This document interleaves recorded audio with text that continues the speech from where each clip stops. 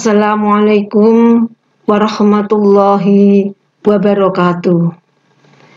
Saya Eni Winaryati dari Universitas Muhammadiyah Semarang. Kali ini akan meneruskan apa yang pernah saya sampaikan pada topik yang sebelumnya, yakni topik peran ibu dalam pendidikan anak di masa pandemi. Topik yang kedua ini, bagian yang kedua ini saya akan lebih banyak mengulas terkait dengan Golden Age. Kenapa ini saya angkat di bagian yang perlu saya sampaikan, karena memang dalam masa Golden Age atau masa pertumbuhan anak antara sekitar usia 0 sampai dengan 8 tahun adalah masa yang sangat kritis dalam perkembangan kehidupan manusia. Karena masa itu anak tidak bisa memiliki kesempatan untuk mengekspresiasi sendiri. Dia sangat tergantung dari lingkungan sekitarnya. Dalam ayat Al-Quran, surat Al-Mu'minun, ayat 14 disampaikan, A'udzubillahi minasyaitonir rajim. Summa khalaqnan nutfata 'alaqatan fa khalaqnal 'alaqata mudghatan fa khalaqnal mudghata idhaman fa khalaqnal mudghata idhaman fa kasawnal idhama lahman thumma ansha'nahu khalqan akhar fatabarakallahu ahsanul khaliqin. Kemudian air mani itu kami jadikan segumpal darah. Lalu segumpal darah itu kami jadikan segumpal daging. Dan segumpal daging itu kami jadikan tulang belulang. Lalu tulang belulang itu kami bungkus dengan daging. Kemudian kami jadikan dia makhluk yang berbentuk lain. Maka Maha Suci Allah, Maha Pencipta yang paling baik. Di sini ada beberapa kalimat kata kunci, yakni segumpal darah. Kemudian segumpal darah itu menjadi segumpal daging dan segumpal tulang. Dan kemudian tulang itu dibungkus dengan daging. Dan jadilah manusia yang kemudian dia lahir. Banyak sekali ayat-ayat Al-Quran yang menyampaikan tentang penciptaan manusia. Demikian pula dalam surat Al-Hajj ayat 05. Hai manusia, jika kamu dalam keraguan tentang kebangkitan dari kubur, maka ketahuilah sesungguhnya kami telah menjadikan kamu dari tanah, kemudian dari setetes mani, kemudian dari segumpal darah, kemudian dari segumpal daging, yang sempurna kejadiannya dari yang tidak sempurna, agar kami jelaskan kepada kamu dan kami tetapkan dalam rahim apa yang kami kehendaki sampai batas waktu yang sudah ditentukan. Kemudian kami keluarkan kamu sebagai bayi, kemudian dengan berangsur-angsur kamu sampailah kepada kedewasaan, dan di antara kamu ada yang diwafatkan, dan ada pula di antara kamu yang dipanjangkan umurnya sampai pikun, supaya dia tidak mengetahui lagi sesuatu pun yang dahulunya telah diketahuinya. Dan kamu lihat bumi itu kering, kemudian apabila telah kami turunkan air di atasnya, hiduplah bumi itu, dan suburlah, dan menumbuhkan berbagai macam tumbuh-tumbuhan yang indah. Ini ada beberapa hal yang perlu kita pahami bersama.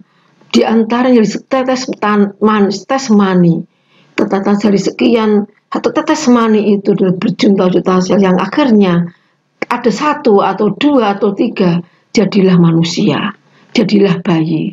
Dan kemudian air pun ketika turun ke hujan, bumi itu kering, subur, ini pun juga air kembali ke dalam menyemburkan tanah sehingga berputar lagi dari tanah, sehingga asal muasalnya manusia dari tanah pun kemudian dia pun juga akan kembali kepada tanah. Nah, ada hal yang perlu kita garis bawahi di sini, yakni ketika masih nutfah, alaqah segumpal darah, mudghah segumpal daging, idam segumpal tulang, otot, pembungkusan dengan daging, tumbuhlah makhluk baru, yakni ada remaja, dewasa, anak-anak, remaja, dewasa, dan ada yang meninggal dan seterusnya.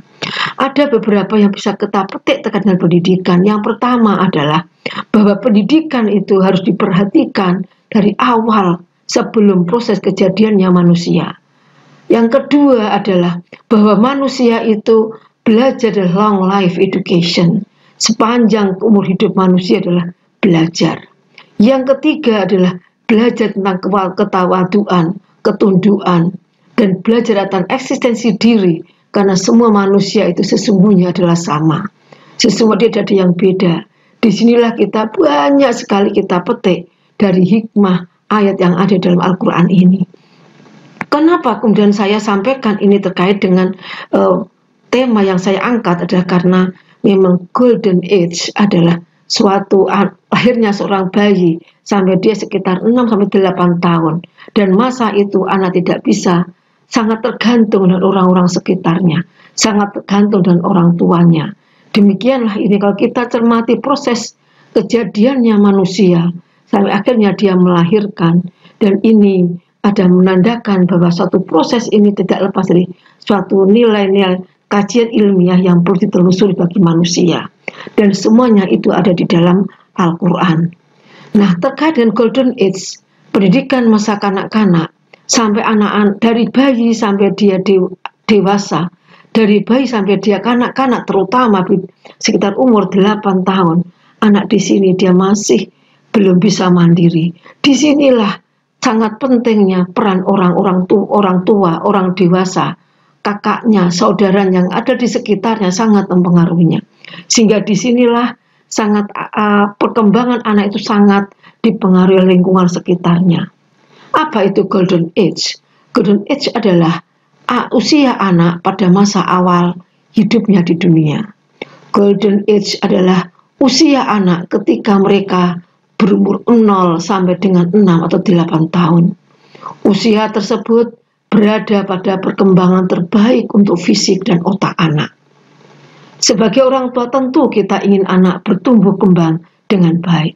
Nah, disinilah ada hal yang perlu kita cermati dengan betul-betul, bahwa pada usia tersebut berada pada perkembangan terbaik untuk fisik dan otak anak. Mengapa dengan usia 0 sampai 6 atau 8 tahun? Pada masa usia ini, disinilah mulai masa perkembangan otak anak itu akan tumbuh. Dan pada masa itu, masa kritisnya anak itu adalah masa-masa itu. Sehingga ini harus betul-betul dimanfaatkan dan optimalkan. Jika masa itu hilang, lenyap, tidak ada kurang ada sentuhan dari orang sekitarnya, maka itu akan mengaruhi pertumbuhannya ketika dia dewasa. Manusia memiliki 100 neuron untuk menyalurkan pesan atau komunikasi setiap aktivitas ketika lahir. Neuron ini akan berkembang lebih dari 20% jika dirangsang dengan pendidikan dan pengetahuan. Inilah jadi jumlah otak kita itu 100 miliar masih dikatakan satunya itu masih ada percabangan yang 10.000 miliar lagi, sehingga sangat rumit sekali. Dan perkembangan itu akan maksimal jika pada masa usia golden age itu betul-betul diperhatikan. Dan kemudian 50% kapabilitas kecerdasan manusia terjadi pada umur 4 tahun. 80% telah terjadi pada 8 tahun. Dan diyakini mencapai puncak tertingginya pada usia 18 tahun. Itulah sebabnya maka usia 18 tahun masih dikategorikan remaja anak. Belum saatnya dia menikah, karena disinilah masih proses pertumbuhan pada diri anak-anak kita. Jadi 20% itu dirangsang ketika awal pertumbuhannya dan semakin maksimal ketika usia 18 tahun. Dan usia 8 tahun sudah 80% otak itu telah berkembang sebegitu maksimal. Merupakan masa untuk mulai mengenal sosialisasi, sekolah, kelompok, menjelajah, bermain, meniru, dan kreatif.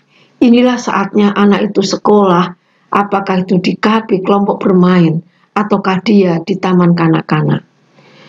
Golden age, otak anak, perkembangan otak itu akan berlangsung pesat sampai dia dewasa, sampai dia maksimal 90% ke atas.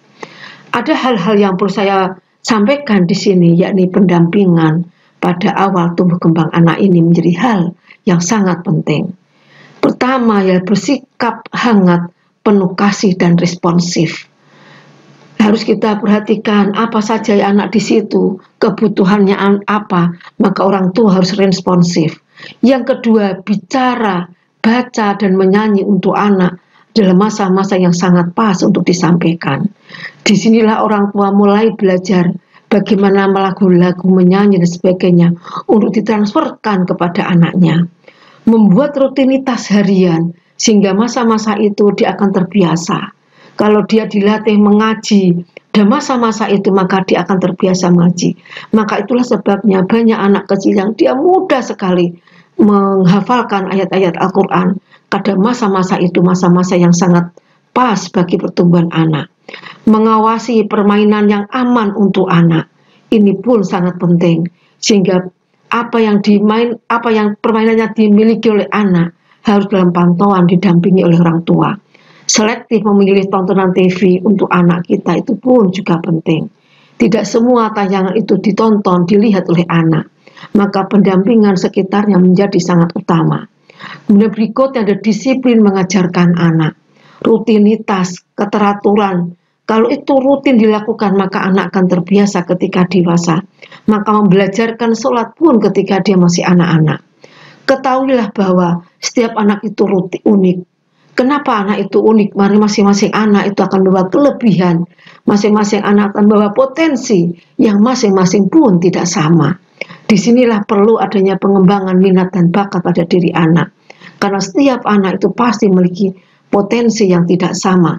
Dan pasti setiap anak itu akan memiliki potensi atau minat yang memang tumbuh dan berkembang. Kemudian akan semakin maksimal oleh kondisi lingkungan sekitar yang ikut memberikan penguatan. Pilih penitipan anak yang berkualitas dan tetap terlibat di dalamnya.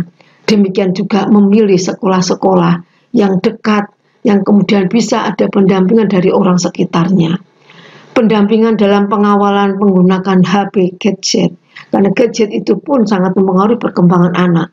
Bila anak terlalu cepat sekali dalam proses penerimaan respon, maka itu akan membuat dia tidak jenak, tidak bisa berpikir dengan serius, dengan sungguh-sungguh, dan kemampuan penyimpanan otak belum meresap dalam memori otaknya sudah berpindah lagi, maka dia tidak menimbulkan dampak-dampak yang itu akan bisa berefek di kemudian hari. Demikian yang bisa saya sampaikan. Mudah-mudahan ada manfaatnya. Assalamualaikum warahmatullahi wabarakatuh.